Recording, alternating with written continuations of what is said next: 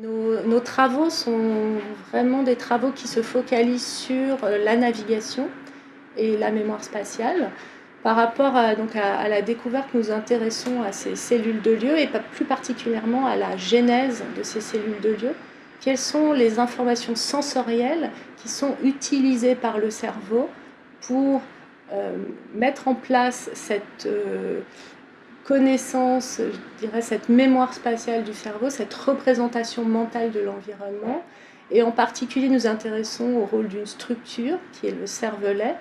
Comment est-ce que le cervelet peut combiner, extraire les informations pertinentes qui vont ensuite alimenter tout le système de navigation, et comment est-ce que du coup on va pouvoir se créer une représentation fiable de l'environnement alors qu'on est en permanence en train de bouger dans l'environnement, et comment ensuite on va aller utiliser cette représentation de cet environnement pour naviguer, pour trouver son chemin, et en général pour trouver le chemin le plus direct entre le point de départ et le point où on souhaite aller. On essaye d'avoir une approche, je dirais, translationnelle, où on développe des outils comportementaux, à la fois chez le rongeur, donc chez la souris. Ce sont des tests de navigation.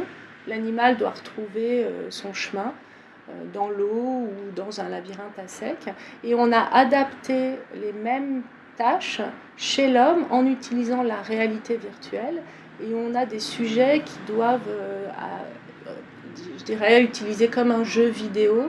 Et donc, pareil, retrouver leur chemin dans un système de réalité virtuelle, soit devant un grand écran, soit lorsqu'ils sont dans un scanner. À ce moment-là, on peut observer et mesurer l'activité de leur cerveau par IRM fonctionnel et caractériser le réseau fonctionnel impliqué dans cette mémoire spatiale, dans cette mémoire du chemin.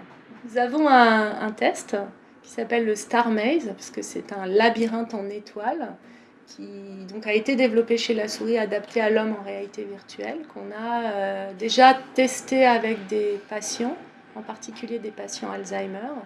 On a pu montrer que les patients Alzheimer ont des difficultés à retrouver leur chemin et à reproduire un chemin qu'ils ont déjà parcouru, contrairement à une personne normale du même âge ou d'autres types de patients.